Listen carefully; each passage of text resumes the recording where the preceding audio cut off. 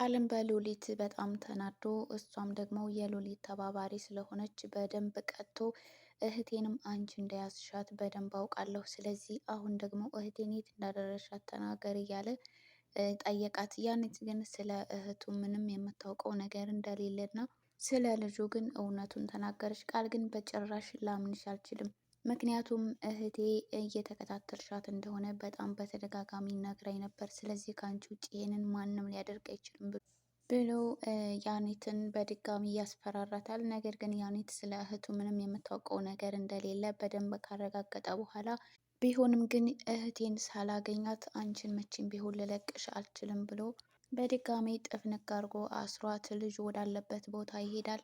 የድራማው ድምቀት የሆነችው ኤፍራታ እንግዲህ በትናንትናው ክፍል ላይ እንደምታዩት ጥንብዝ ብላ ሰክራ ነበረ።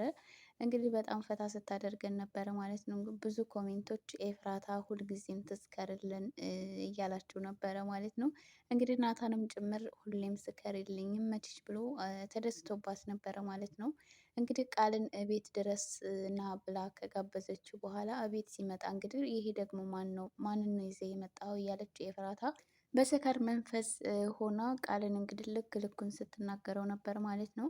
በኤፍራታ ንግግር ደግሞ ናታን ፈታ እያለና እየሳቀ እየተደሰተም ጭምር ነበር ማለት ነው። እንግዲህ በቃል ናታን በጣም ይናደድበት ነበረ ማለት ነው። እንግዲህ ከኤፍራታም ጋር ደግሞ ለየት ያለ ግንኙነት እንዳላቸው ስለሚጠረጥር እንደዚሁም በተደጋጋሚ ቤታቸው ውስጥ ሲመጣ እና ኤፍራታን የሚመለከትበት አይኑ ምንም ደስ ስላላለው ናታን በጣም ይናደድበት ነበረ ማለት ነው። እንግዲህ በትላንትናው ክፍል ላይ ኤፍራታ ስትመጣ እሱን ይዛ ሆኖ የምትመጣው ብላ ካለች በኋላ ግን ማን ነው ከየት መጣ እያለች ስትሳደብ ጭምር ነበረ ማለት ነው። እንግዲህ ቃል በጣም ተናዶ ቆይ እናንተ እየቀለዳችሁብኝ ነው እንዴ? እና ብላችሁ እኮ የጠራችሁኝ እኔም ደግሞ ስንት ስራ ትቼ የመጣሁት እናንተን በማክበር ነው፣ እንዴት እንደዚህ ታደርጋላችሁ ብሎ ተናዶባቸው ነበረ። እንግዲህ ምክንያቱም ናታንም እንግዲህ ምንም ማድረግ አልችልም እሷ ነበረች ይምጣ ያለችው አሁን ደግሞ ይውጣ እያለች ነው ብሎ ከቤት እንግዲህ ገና ተረጋግቶ እንኳን ሳይቀመጥ አባረውታል ማለት ነው። ኤፍራታ እንግዲህ ትናንትና በጣም ስትቀብጥ ነበረ ማለት ነው። እንግዲህ በጣም ነው ፈታ የምታደርገው። ሌላው ደግሞ ያኔት እንግዲህ ናታንን ከታገሰችበት እንዲያስመልጣት ጠርተው ነበር።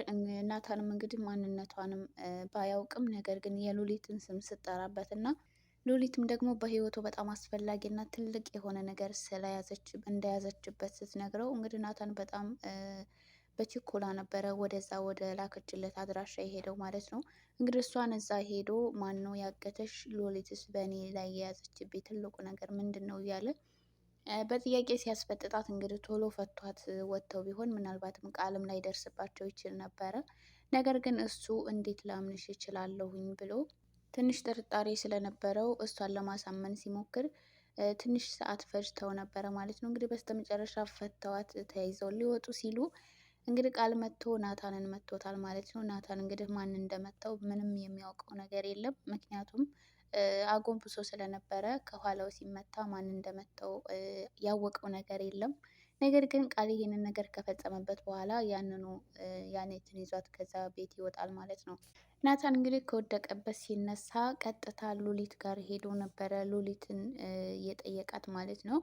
እንግዲህ በእኔ ላይ የያዝሽብኝ ትልቁ ነገር ምንድን ነው? አንቺ ነሽ ያስመታሽኝ አይደል? ያገትሻት ልጅ ደግሞ ማናት? ምንስ አደርጋሽ ነው እያለ በጥያቄ ሲያስፈጥራት ነበረ። ሉሊት ግን ቆይ ዛሬ ደግሞ ቀላቅለህ ነው እንዴ ቅመህ የመጣኸው? ስለምንድን ነው የምታወራው? እያለች ስለ ነገሩ ምንም ነገር እንደማታውቅ እያስመሰለች ስትናገር ነበረ። እንግዲህ ሀሳቡን እንኳን ሳይጨርስ ነበረ እፉ የደወለችለት ማለት ነው።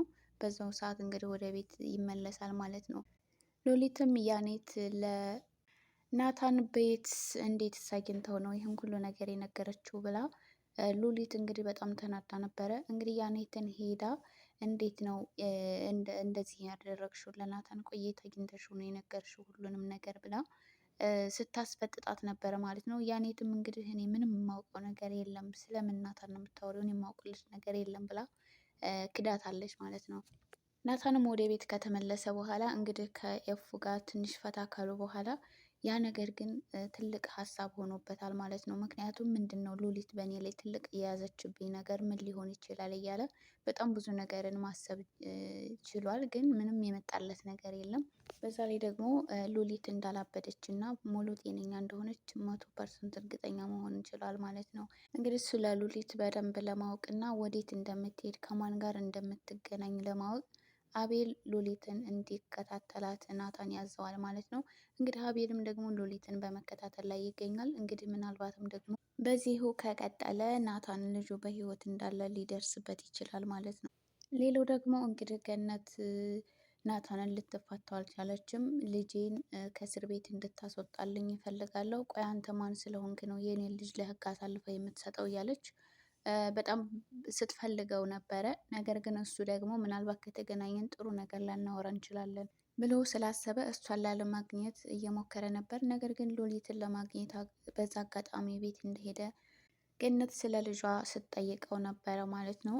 ነገር ግን እሱ ቆይ አሁን በአስቸኳይ ሉሊትን የማውራት ነገር ስላለ ብሎ ሀሳቧን አስቋርጧታል ማለት ነው። እንግዲህ ገንዬ ልጇን እስር ቤት መግባቱ በጣም አሳስቧታል። ምንም እናት ብትሆንም ግን ደግሞ በዛ ልክ ልጇ እንደዛ ባልጎ ናታን ደግሞ በእሱ ላይ ምንም አይነት መጥፎ ነገር እንደማያደርስበት በደንብ እርግጠኛ መሆን ትችል ነበረ ማለት ነው። እንግዲህ መጀመሪያ ላይ በጣም ሲያስቸግራት ለናታን ነበር የነገረችው። ናታን ደግሞ እኔ በማስተካከልበት መንገድ አስተካክላለሁ ብሏት ነበረ። አሁን ግን ነገሩ በጣም የከፋ ሆኖ ሲያገኘው ነው ለህግ አሳልፎ የሰጠው ማለት ነው። ስለዚህ ገነት እዚህ ጋር በናታን ማዘን የለባትም። በእሱ ምክንያት ደግሞ ፂንም በጣም ብዙ ነገሮችን እየተናገረ ስታስቀይማት ተመልክተናል ማለት ነው። አንቺ እንደዛ በጣም ብዙ ነገሮችን ስታደርጊ ናታን ቀና ብሎ አይቶሽ እንኳን አያውቅም። የኔ ልጅ ግን ሲያጠፋ እንዴት እንደዚህ ያደርጋል? እያለች ፂን በጣም በተደጋጋሚ ስታስቀይማት ተመልክተናል ማለት ነው። ቆይ ግን የምነክቷት ነው? ልጇ እንደዛ ያንን ሁሉ ነገር አድርጎ ቢታሰር ምንድን ነው ችግሩ? ማለት እንግዲህ ዳጊ በጣም ትልቅ ሰው ሆኗል። ራሱን ማስተዳደር የሚችል ሰው ነው። ስለዚህ እስር ቤት ቢገባ ምንም የሚሆነው ነገር የለም። እሷ ግን በጣም አብዝተዋለች ማለት ነው። ልጅን እኔ ራሴ እቀጣዋለሁ፣ እኔ ራሴ አስተካክለዋለሁኝ እያለች ናታን ግን ከዛ ከእስር ቤት እንዲያወጣላት እየጠየቀችው ነበር። ናታንም እንግዲህ እና ያኔ ለእኔ ከመናገርሽ በፊት ለምን ራስሽ አላስተካከልሽውም ነበር እያለ ነበር ሲመልስላት የነበረው ማለት ነው። እንግዲህ በገኒ ሁኔታ በጣም ብዙ ሰው አዝኖባታል። በዚህ ልክ እንደዛ መሆን የለባትም፣ በጣም አበዛችሁ። ሌላው ደግሞ የአቤል እና የፂ ፍቅር ነው። አቤል እና ፂ እንግዲህ በጣም ያለ ፍቅር ውስጥ ገብተዋል። ፂ ከደረሰባት ነገር አንጻር እንግዲህ ሰውን ለመቅረብ እና ለማፍቀር በጣም ተቸግራ ነበረ። አቤል ግን በጣም ሰው በሚያስፈልጋት ሰዓት ከጎኗ ሆኖ የምትፈልገውን ነገር በማድረግ እንደዚሁም ደግሞ ስታዘን ከጎኗ ሆኖ በማዝናናት እና ትሪት በማድረግ እንግዲህ ከጎኗ ነበረ ማለት ነው። ፂም በሱ በጣም እየተገረመች እና በጣም መልካም እና ጥሩ ሰው እንደሆነ እሱን ያፈቀረች ሴት እድለኛ እንደሆነች ጭምር እየነገረችው ነበር ማለት ነው። አቤል እንግዲህ በዚህ በጣም ደስ እያለው ነበር፣ ግን እሱ ፍቅሩን ለመግለጽ በጣም ከብዶታል። ትላንትናም እንግዲህ ቁጭ ብለው በሚያወሩበት ሰዓት አፈቅርሻለሁ የሚለውን ቃል በጣም ነው የምፈራው እያለች ነበረ ማለት ነው። ይህንን ነገር ስትል የነበረው ከደረሰባት ነገር አንጻር እንግዲህ ከቢኒያም ጋር በነበራቸው ግንኙነት በጣም የሚያስቀኑ ፍቅረኛሞች ነበሩ ማለት ነው። ነገር ግን እሷ እንዳሰበችው ሳይሆንላት ወንድሟን እስከ መግደል ደረጃ ድረስ የደረሰ እና ከጠላታቸው ጎን ሆኖ እነሱን ሲወጋ የነበረ ሰው እንደሆነ ስታውቅ በጣም ልቧ ተሰብሮ ነበረ።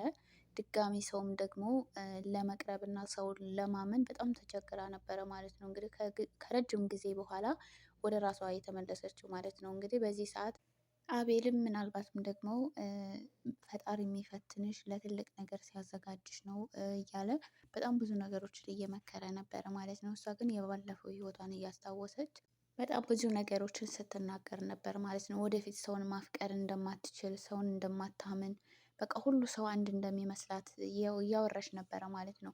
እንግዲህ ይህንን ስትል የነበረው ገነት ከተናገረችው አንጻር ነው ማለት ነው። እና አቤል ግን ሁሉም ሰው አንድ አይነት እንዳልሆነ እና ፈጣሪ የሚፈትነው ወደፊት ትልቅ ነገር ያዘጋጅልን ነገር ሲኖር እንደሆነ እና እኛን ለማጠንከር ሲፈልግ እንደሆነ ብዙ ነገሮችን እየመከረ እያጽናናት ነበረ ማለት ነው። በስተመጨረሻ እንግዲህ ፄ በንግግሮቿ ትንሽ አስቀይመው ስለነበረ ጥሏት ሲሄድ በጣም እንትን ብሏት ተሰምቷት ነበረ ማለት ነው። አቤል ሲያኮርፋት በቃ ኮረፍ ማለት ነው ምናምን እያለች ስትል ነበር ማለት ነው። እና አቤልን እንዳፈቀረችው ያስታውቃል ማለት ነው።